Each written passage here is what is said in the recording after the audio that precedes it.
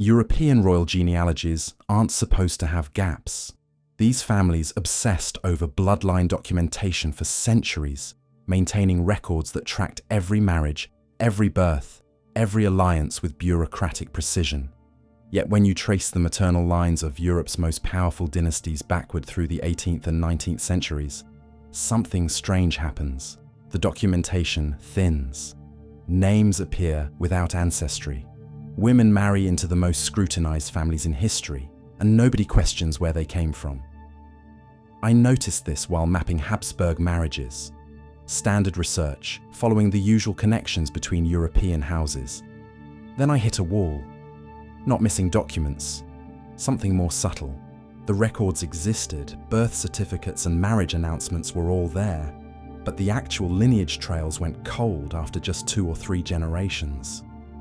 These brides materialized from minor German principalities so obscure they barely registered on contemporary maps. Their fathers held titles, certainly, but their grandmothers, their great aunts? Silence. For families paranoid about bloodline purity, this makes no sense. These weren't casual marriages. These were calculated political unions designed to consolidate continental power. The Habsburgs wouldn't marry just anyone. The Romanovs demanded proof of noble ancestry, going back centuries. Yet somehow, repeatedly, brides appeared with genealogies that looked suspiciously recent, as if written backward from a conclusion already determined. Take the Romanov line. Official history presents a clean succession from the Rurik dynasty, an unbroken chain of Russian nobility stretching back to the medieval period. But academic footnotes, the kind historians mention once then never expand upon, hint at something else. Tatar ancestry in several major Russian noble families, not Mongolian. Tatar. The distinction matters because Tatar is linguistically connected to a name we're discouraged from saying in historical circles. Tartary. Now shift westward to Britain. The House of Hanover arrived in 1714, imported from German territories to ensure Protestant succession. All documented, all legitimate, all proper. Except when you examine those German principalities, you find something odd. Many underwent recent dynastic changes themselves. New families, new crests, new names, all within a generation or two of being called upon to provide British monarchs. The timing feels managed. Maybe I'm pattern-seeking, where no patterns exist. Maybe these gaps represent normal historical erosion, the inevitable loss of records across centuries. That's what I thought until I started examining the buildings these families constructed, not the castles they inherited, the structures they built during their consolidation of power. St. Petersburg's Winter Palace, London's Buckingham Palace renovations, Vienna's Schönbrunn expansions, Madrid's Royal Palace, built after a convenient 1734 fire destroyed the previous Habsburg residence. Official history attributes their similarities to neoclassical revival, to Baroque influence, to travelling architects sharing aesthetic trends. But these buildings don't just share style, they share technical specifications. Identical proportion systems, the same mathematical relationships between height and width, window placements following precise ratios, load distribution methods that require specific engineering knowledge. This pattern repeats across thousands of miles, across cultures with supposedly minimal contact, across royal houses that were allegedly rivals. Who trained these architects? Different names appear in different countries, certainly, but trace where they learned to build at such massive scale with such uniformity, and the trail goes cold. Not everywhere, just at critical points, just where knowledge transmission would have occurred. Historical maps tell a different story than the one we're taught. Pull up cartographic records of Asia from the 1600s and 1700s, French maps, Dutch maps, British military charts. Look at the vast interior labelled Tartary or Grand Tartary. Not a footnote, an enormous territory stretching from the Caspian Sea to the Pacific, from Siberia to China's frontiers. These weren't speculative maps. merchants and generals staked their lives on cartographic accuracy, and on many of these maps you'll find symbols indicating not just land, but cities, trade routes, royal courts, multiple royal courts throughout Tartarian territory, suggesting organized governmental structures rather than wandering tribes. Then something remarkable happens. Over the late 1700s and early 1800s, the labels change. Tartary becomes Russia in the west, Qing China in the east, Ottoman territory in some areas, nameless in others. The land gets redistributed on paper, but where did the people go? Where did those royal courts indicated on earlier maps disappear to? When empires fall, we have documentation. Rome's decline filled volumes. The Byzantine Empire left detailed accounts of its final centuries. Even the Mongol Empire's fragmentation is well recorded. But Tartary, if it existed as these maps suggest, left no transition documentation, no treaties of dissolution, no succession disputes, no refugee accounts. Just silence. And into that silence stepped new royal families with suspiciously recent genealogies, claiming territories that maps from a generation earlier had labeled Tartarian. The standard explanation requires us to believe that European cartographers, sophisticated enough to accurately map coastlines and territorial boundaries elsewhere, suddenly became vague and imprecise only when dealing with the largest landmass on their charts. That they drew borders, marked cities, indicated royal courts, all for something that didn't actually exist as a cohesive entity. Does that logic hold? The bloodline question isn't just historical anymore. We have genetic testing now. DNA can confirm or refute genealogical claims that once relied solely on documents. So why hasn't there been a comprehensive genetic study of European royal families? Not small targeted studies, a complete mapping using modern techniques. These families obsess over heritage. They commission studies of their artwork, their archives, their palace histories. Yet they've shown remarkable disinterest in genetic verification of their bloodlines, as if they already know what comprehensive testing would reveal. Consider what DNA analysis has shown about ancient populations. Groups we thought were isolated turned out to be mixed, showing genetic markers from continents away. Pure bloodlines are a myth. Humanity is a tapestry of migration and mixing. So what would comprehensive genetic testing of European royalty show? What Central Asian or Siberian markers might emerge from families claiming pure Germanic or French descent? What connections might surface that don't match official genealogies? The silence around this question is deafening. And that silence becomes even more interesting when you examine what these families built, where they built it, and how similar those structures are across vast distances and supposedly rival dynasties. Because architecture doesn't lie the way documents can. Stone and mortar preserve truths that paper records can obscure. Stand in front of Vienna's Schönbrunn Palace. Now travel to St. Petersburg. Position yourself before the Winter Palace. Finally, Beijing, the Forbidden City's outer structures. What strikes you isn't just aesthetic similarity, it's mathematical precision. The exact same proportion systems governing height to width ratios. Window placements following identical spatial relationships. Load distribution principles that require sophisticated engineering knowledge. This isn't architectural influence, this is transmitted technical expertise. The timing matters more than you'd think. Many of these structures were built or underwent major modifications during a remarkably narrow window, the early to mid-17th century, precisely when Tartary was vanishing from cartographic records and new dynasties were solidifying control.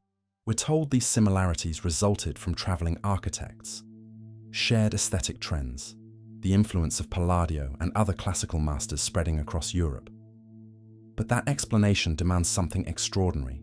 It requires architects from different empires, supposedly rivals, to independently adopt not just similar styles, but identical mathematical systems, building at massive scale, in multiple capitals, simultaneously, while their patron families were allegedly locked in competition for continental supremacy.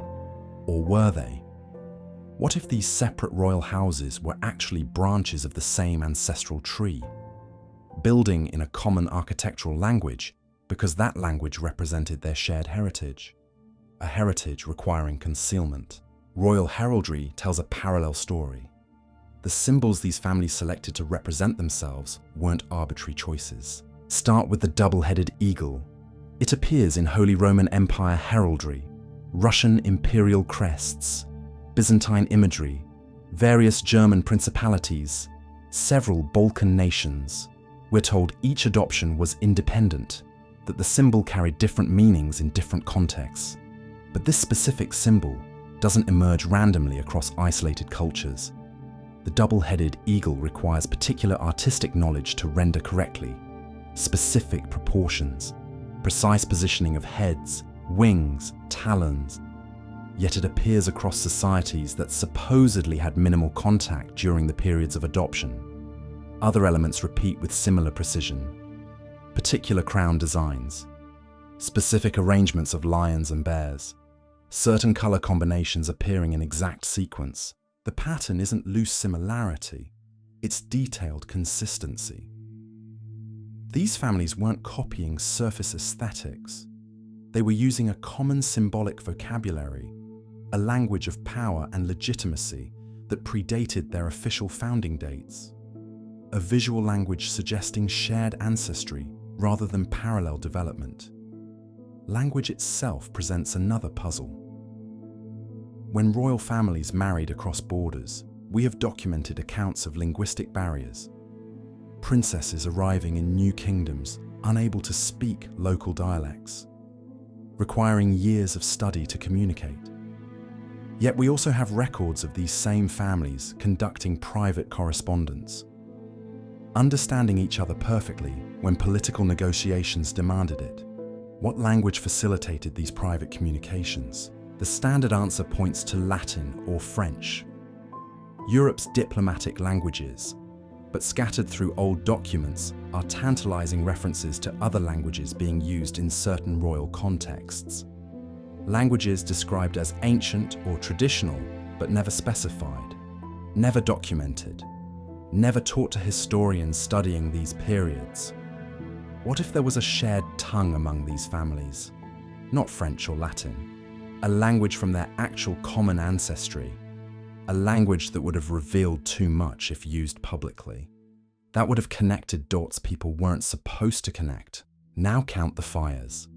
Make an actual list of major conflagrations that destroyed royal residences, government archives, genealogical records between 1650 and 1850, Madrid's royal palace in 1734, the Library of Congress in 1814, the Crystal Palace decades later, Hanover's state archives.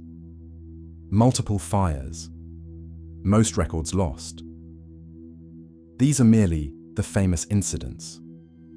Dig deeper and dozens of smaller but critical fires emerge, destroying specific genealogical documents, land registries, historical records during this transformative period. Some fires are inevitable across centuries. Buildings constructed from wood, lit by open flames, accidents happened.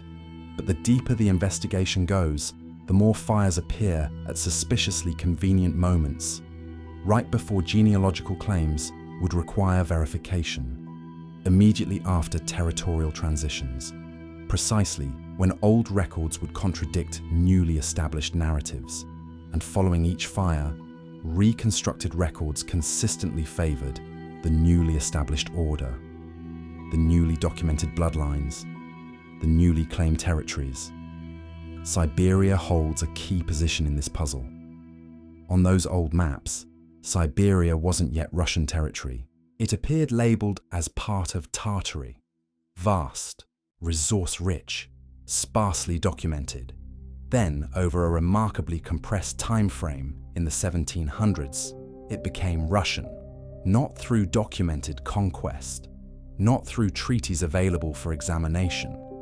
It simply became Russian. The official explanation describes Cossacks gradually expanding eastward, local populations being primitive, offering little resistance, Russia's territorial claim appearing inevitable and natural.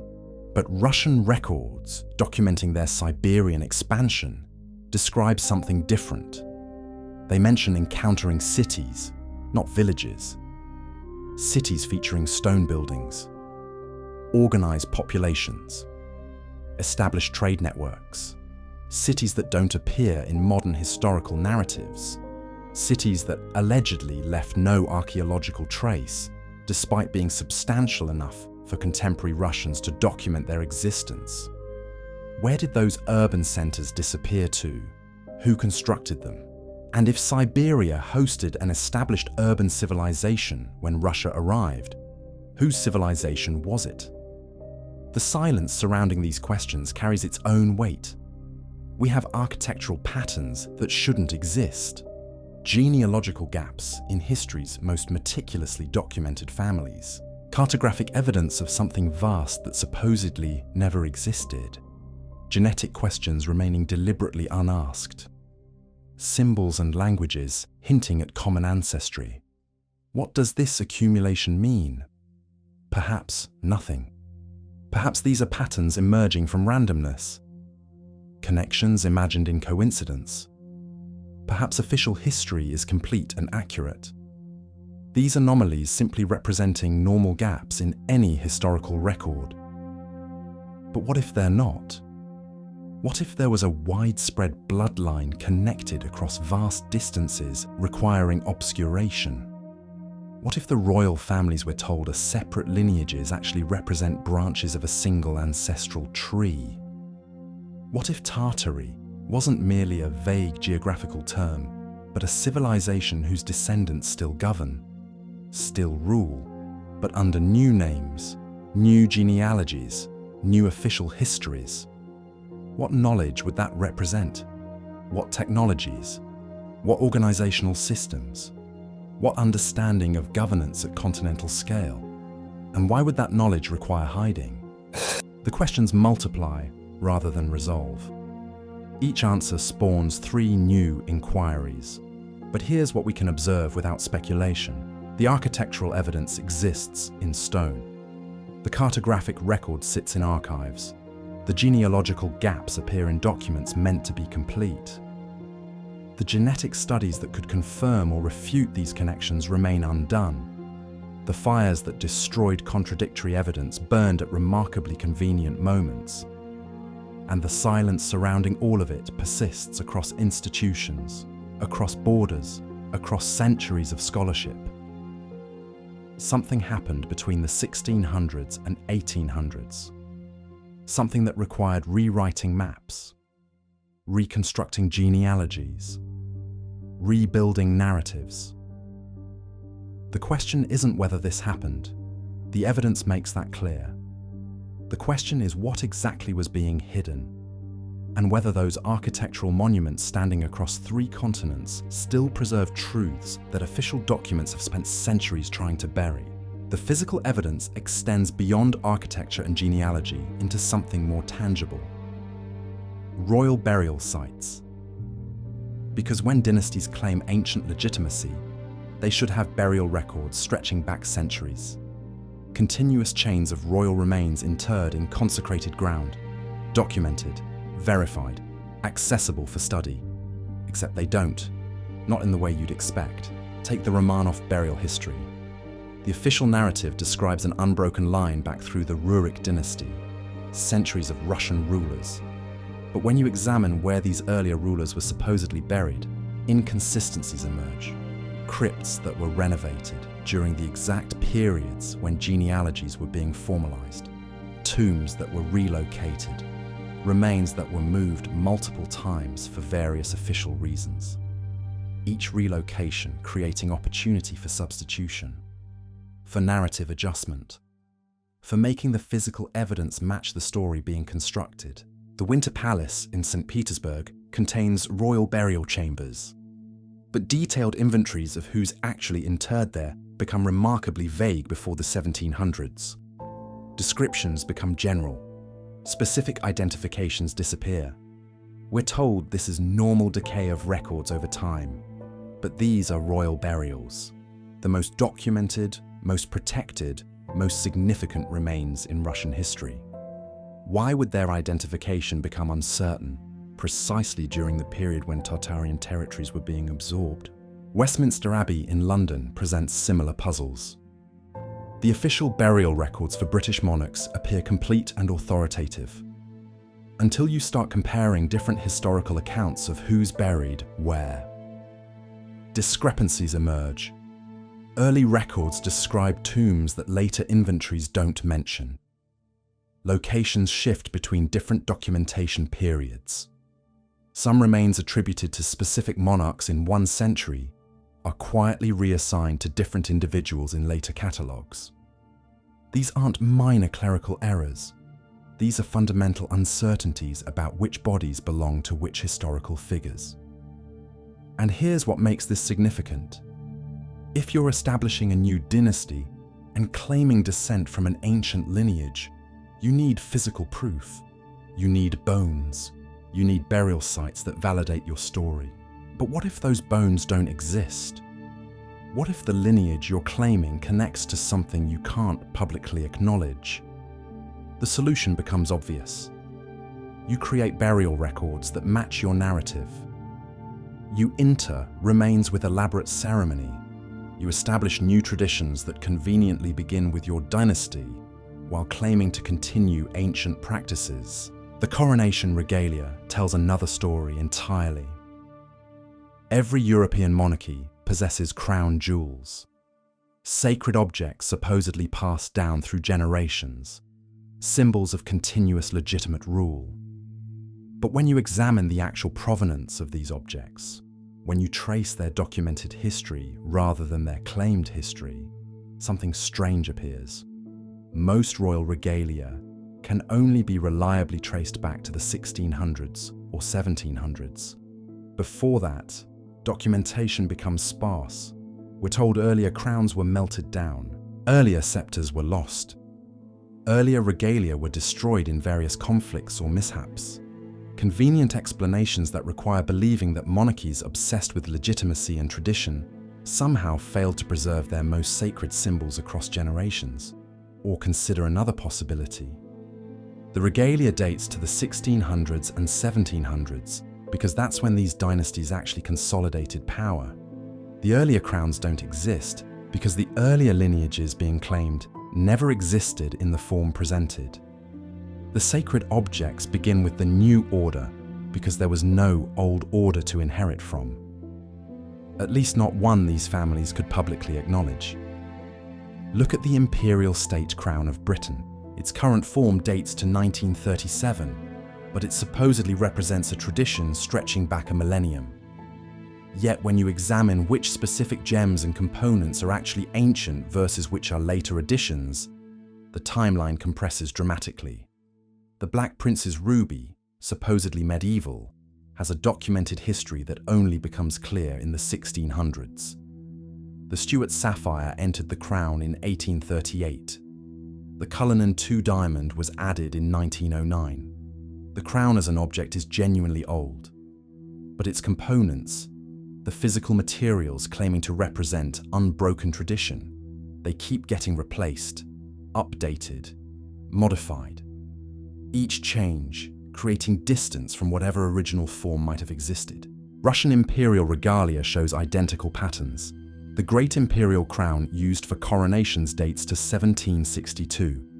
Before that, documentation of earlier crowns becomes remarkably thin. We're told older regalia were lost during the time of troubles in the early 1600s. But that convenient catastrophe occurs precisely when the Romanov dynasty was establishing itself, precisely when new genealogies were being formalized, precisely when connections to previous ruling structures would need explaining or obscuring. The pattern extends to royal portraiture. Every monarchy commissioned official portraits, visual records of rulers designed to establish legitimacy and continuity. But when you examine portraits of monarchs supposedly ruling before the 1600s, you find something peculiar. Most were painted centuries after the subject's death. The earliest British royal portraits claiming to show pre-Tudor monarchs were actually created in the 1500s and 1600s. They're imaginative reconstructions, artistic interpretations of what these rulers might have looked like based on written descriptions or pure invention. Why does this matter? Because it means our visual understanding of royal lineages derives largely from images created during the exact period when those lineages were being formally established. The portraits don't document continuous dynasties. They construct the appearance of continuous dynasties. They create visual evidence for narratives being written in text. They make the past look more connected, more legitimate, more unbroken than actual contemporary documentation supports. Russian royal portraits show this pattern most clearly.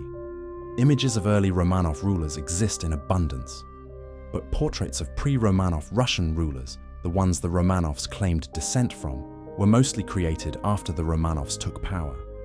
The visual record of Russian royal history was largely painted during the 1700s and 1800s, not during the periods being depicted. The faces we associate with medieval Russian rulers are artistic inventions created centuries later to support a genealogical narrative. Even the physical palaces contain evidence of this constructed continuity. Royal residences across Europe feature halls displaying portraits of supposed ancestors. Walk through these galleries and you're seeing visual genealogies, faces arranged in sequence suggesting unbroken descent. But examine the actual creation dates of these portraits and the illusion fractures. Most date to within a century or two of the present. Most were commissioned by the dynasties they claim to document. Most show remarkable stylistic consistency, despite supposedly depicting individuals separated by centuries. Because they weren't painted across centuries. They were created in concentrated periods by artists working for patrons who needed visual proof of ancient legitimacy. The deeper you examine physical evidence, the more it points toward the same compressed timeline. Burial records that become vague before the 1700s. Regalia that can't be reliably traced before the 1600s. Portraits painted centuries after their subjects. Architecture that appears during narrow windows of construction. All of it clustering around the same historical moment.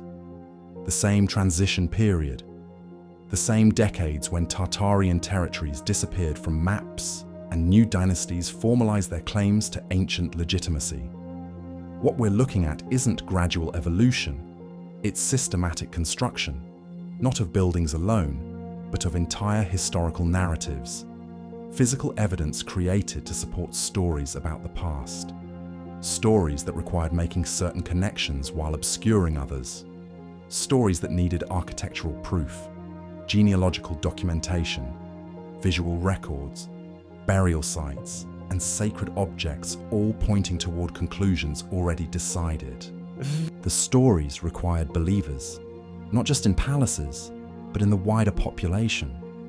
You can't rewrite history at the top without managing how that history gets transmitted downward. Which brings us to education systems and why they standardize so rapidly. During the same period, these genealogies were being formalized. Before the 1800s, education was decentralized, chaotic, regional. Different areas taught different histories, emphasized different narratives, preserved different local traditions. Then suddenly, across Europe, national education systems emerged. Standardized curricula, official textbooks, state-approved histories, all within decades of each other, all teaching remarkably similar versions of the past. The official explanation credits this to Enlightenment values, to the rise of nationalism, to the practical needs of industrializing societies requiring literate workers. Reasonable explanations, but they don't explain the speed of coordination, the similarity of content across supposedly rival nations, or the specific historical narratives that got emphasized while others got marginalized. Look at what these new education systems taught about royal legitimacy, divine right, ancient bloodlines, unbroken succession, the exact narratives physical evidence fails to support. Students across Europe learned remarkably consistent stories about their rulers' ancient pedigrees. Stories backed by those recently created portraits, those conveniently preserved regalia, those genealogies that stopped being traceable at precisely the same historical moment across different kingdoms. Religious institutions played their role too. Churches that had preserved local histories for centuries suddenly began consolidating records, standardizing saints' days, aligning their narratives with state-approved versions of the past. Not everywhere simultaneously, but following patterns that matched political transitions. Parish records that might have contradicted official genealogies were lost in those convenient fires or simply stopped being cited. Meanwhile, the academic discipline of history itself was professionalizing. Universities established history departments with standardized methodologies. What counted as legitimate evidence became formalized. What questions were acceptable to ask became defined. And the historians who succeeded, who received positions and patronage, were the ones whose research supported established narratives rather than challenging them. This wasn't conspiracy. This was institutional momentum. Once certain stories became official, once they got written into textbooks and taught to children, once they got backed by university departments and church authority, they became self-reinforcing. Anyone questioning them wasn't just challenging historical accuracy. They were challenging the entire system of authority built upon those histories. Which brings us back to that absent genetic testing. Because DNA doesn't care about institutional momentum. DNA doesn't reinforce narratives. DNA just reveals biological ancestry, regardless of what official genealogies claim.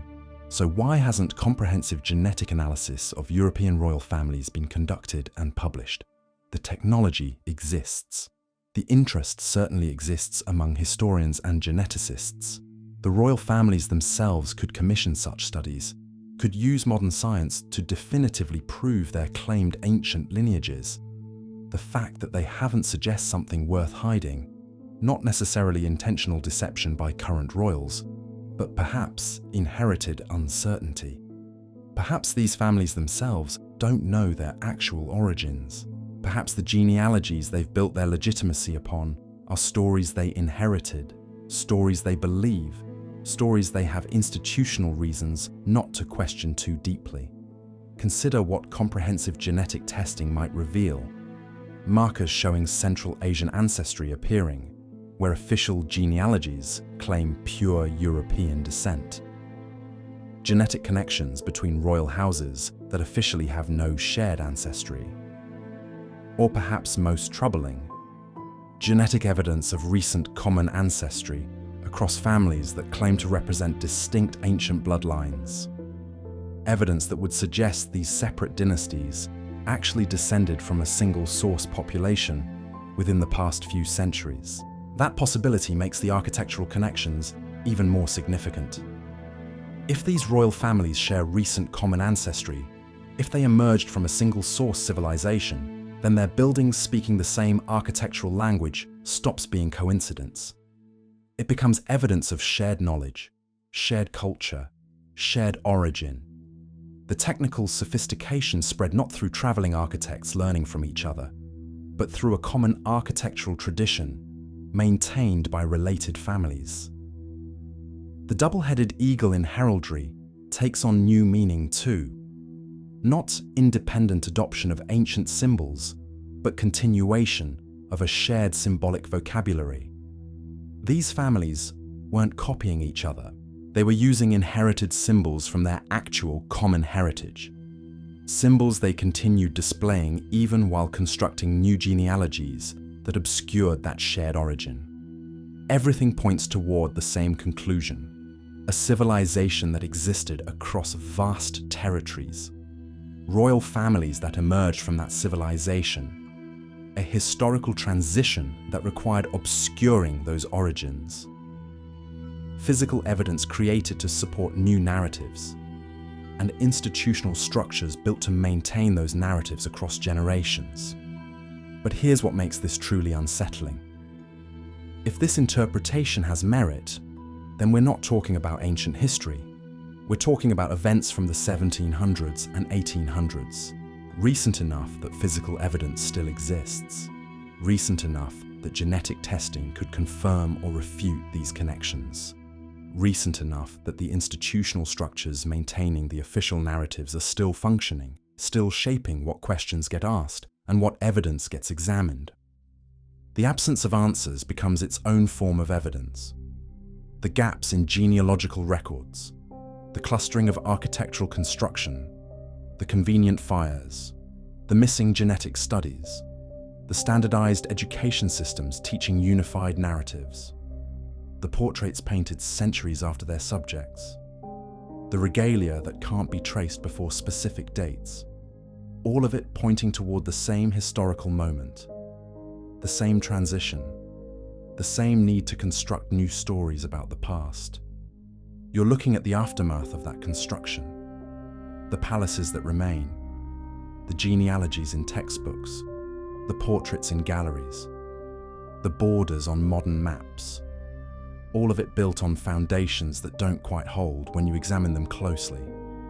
But examining them closely requires questioning the entire framework of accepted history, requires asking whether the story we've inherited is complete, is accurate, is even fundamentally true. Those questions don't have comfortable answers. Maybe the royal families descend from exactly who they claim. Maybe the genealogical gaps are just normal historical erosion.